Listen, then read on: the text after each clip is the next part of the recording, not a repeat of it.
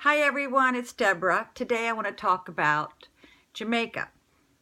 I think out of all the Caribbean islands I've been to, Jamaica has the most culture. I'm going to give you some traveling hints if you want to go. I would fly into Montego Bay and then I would take the 2-hour bus trip.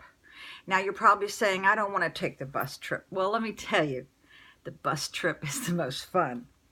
When you get off the plane, they have Red Stripe Heineken beer that you can buy in the parking lot. Make sure that you get some limes and get the guys to cut them up for you. And then you get on the bus. And many times I have been on that bus and I have laughed myself to death. Don't be surprised if they're not burning the marijuana fields, because you could get very high just being on the bus. Okay, but don't mind that bus ride. Like I said, it's very fun. Then go into Negril. Now that's N as in Nancy, E-G as in George, R-I-L. You want to go to the West End. Now I would book, just go and find one hotel and book one night. Try not to travel with too much luggage, because the airlines are like penalizing you for extra luggage. You only need one. You could probably get away with just bringing a backpack. You need tank tops, no long sleeve shirts. You just need a bathing suit, tank top, and shorts, and flip-flops, and lots of sunscreen. But of course you can buy some when you get there, because you want to limit those, the liquids, you know, when you get from with the TC, I guess it's TCA, or is it TSA, whatever. Now, if you're going to bring a lot of luggage, hear me out. I've been to Jamaica really a lot, where I would go through anything in my house that I had extras of, or that you were going to throw away, like magazines, because everything in Jamaica, there's like a time lapse. They might have magazines from 6 months ago. So if you're coming there, I would always bring stacks of magazines, and I would use them and give them to the maids that clean your room. They're very appreciative. Also, if you got any old like workout, if you can go to and buy some workout clothes or jogging clothes, or any kind of t-shirts, they really would appreciate that. Like if you got a nice deal at one of the stores, they appreciate anything that you can bring them, like sheets. If you got the room in the suitcase, or even cassettes or DVDs, they appreciate all of that, because they have to pay the import tax. So what would cost you $7 will cost them $14, you know, if you were translating it to American dollars. Now, the first time I went to Jamaica, I think the exchange rate was maybe 25 to 1, or maybe it was 64 to 1. All I know is that when you change your money, American money, you will get stacks of J's this high. So, yeah, so that's gonna be a real surprise. I don't know what the exchange rate is right now, but you can get an app on your phone to help you with that.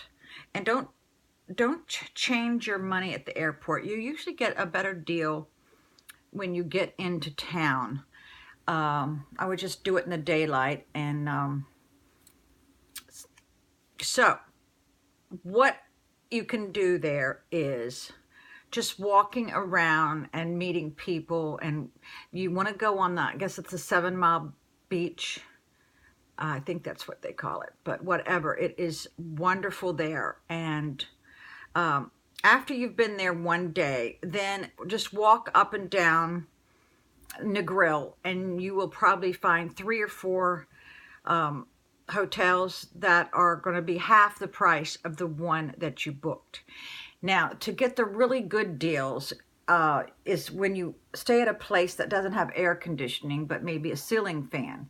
I would definitely bring some mosquito coils, because if you're going to go for those really cheap rates, you need to bring mosquito coils, because there's been many times I've awakened in the morning and been bit by something in my head.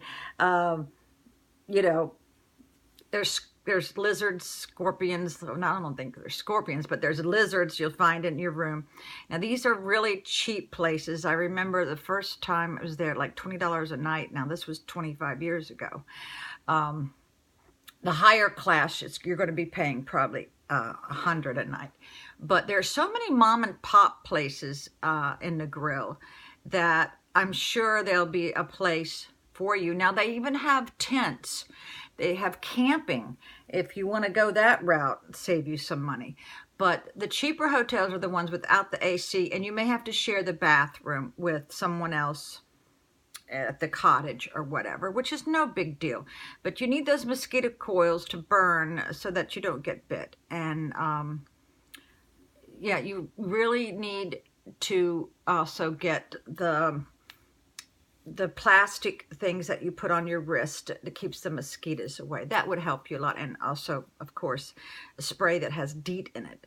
Now, bartering is everything in Jamaica, which means I one time bartered for a motorcycle with an iron. Another time I brought a blender. They love blenders, not those cheap ones. Try to get a mid-price one. I rented a motorcycle for a couple of days for that. And one time I kind of ran out of money once, and I bartered my VCR camera and got a rental of a motorcycle for 7 days. So they like that bartering. And the sun is very intense. If you don't use an SPF 30 or a 50, I always told my children when they would go, I said, you know, always wear the sunscreen every day, and then on the last day you kind of ease up, and then they would still get burned on that last day because they've been careful.